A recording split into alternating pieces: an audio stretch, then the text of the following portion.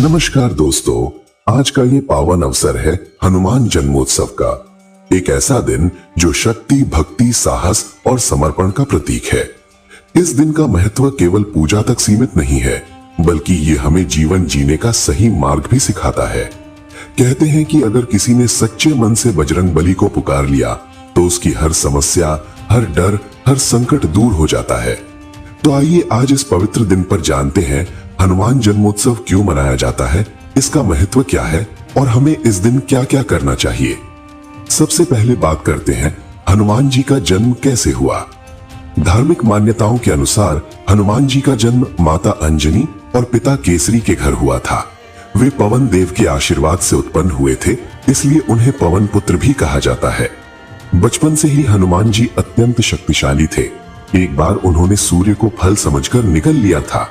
उनकी शक्ति इतनी अपार थी कि देवताओं को भी चिंता होने लगी थी। लेकिन उनकी असली पहचान तब सामने आई जब उन्होंने भगवान राम की सेवा की। रामायण में हनुमान जी की भक्ति, उनका साहस और उनका समर्पण अद्वितीय है। अब बात करते हैं इस दिन का महत्व क्या है। हनुमान जन्मोत्सव हमें सिखाता है कि सच्ची भक्ति क्या होती है, निस्वार्थ सेवा क्या होती है और अपने लक्ष्य के प्रति समर्पण कैसा होना चाहिए। ये दिन हमें याद दिलाता है कि चाहे कितनी भी बड़ी समस्या क्यों ना हो, अगर हमारे अंदर विश्वास और साहस है तो हम हर मुश्किल को पार कर सकते हैं। अब सबसे महत्वपूर्ण भाग, इस दिन हमें क्या करना चाहिए। सबसे पहले सुबह जल्दी उठें, स्नान करें और साफ सुथरे कपड़े पहने। अपने घर के मंदिर को साफ करें और भगवान के सामने दीपक जलाएं। फिर हनुमान जी की मूर्ति या तस्वीर के सामने बैठकर ध्यान लगाएं। पहला कार्य, हनुमान चालीसा का पाठ। इस दिन हनुमान चालीसा का पाठ करना अत्यंत शुभ माना जाता है।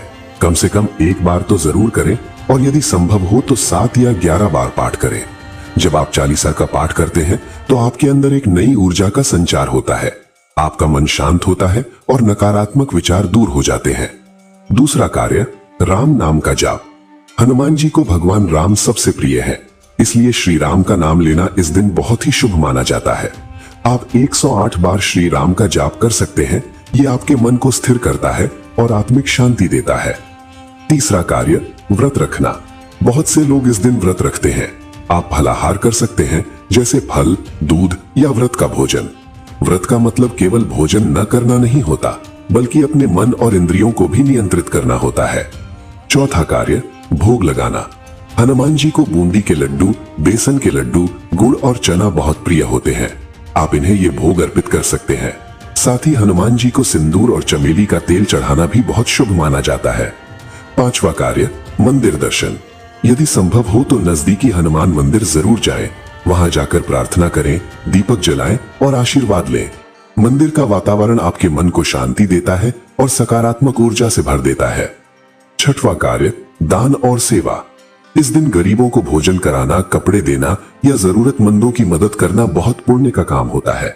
हनुमान जी हमेशा सेवा और भक्ति को सबसे ऊपर रखते हैं, इसलिए अगर आप किसी की मदद करते हैं तो वो भी एक तरह की पूजा ही है। सातवां कार्य, बुरी आदतों से दूर रहना। इस दिन विशेष रूप से कोशिश करें कि आप गुस्सा न करें, झूठ न बोलें और किसी का दिल न दुखाएं। हनुमान जी सत्य और धर्म के प्रतीक हैं, इसलिए हमें भी उनके मार्ग पर चलने की कोशिश करनी चाहिए। अब अंत में एक महत्वपूर्ण बात, हनुमान जी केवल शक्ति के देवता नहीं है, वे विनम्रता, सेवा और भक्ति के भी प्रतीक हैं। उनकी सबसे बड़ी शक्ति उनका अहंकार रहित स्वभाव था। इतनी शक्ति होने के बावजूद उन्होंने कभी घमंड नहीं किया। तो इस हनुमान जन्मोत्सव पर हम ये संकल्प लें कि हम भी अपने जीवन में सच्चाई, सेवा और भक्ति को अपनाएंगे। जब भी जीवन में कोई कठिनाई आए, बस एक बार सच्चे दिल से पुकारिए, जय बजरंगबली। यकीन मानिए, आपकी हर परेशानी का समाधान जरूर मिलेगा। संकट कटे मिटे सब पीरा, जो सुमिरै हनुमत बलबीरा। जय श्री राम, जय हनुमान।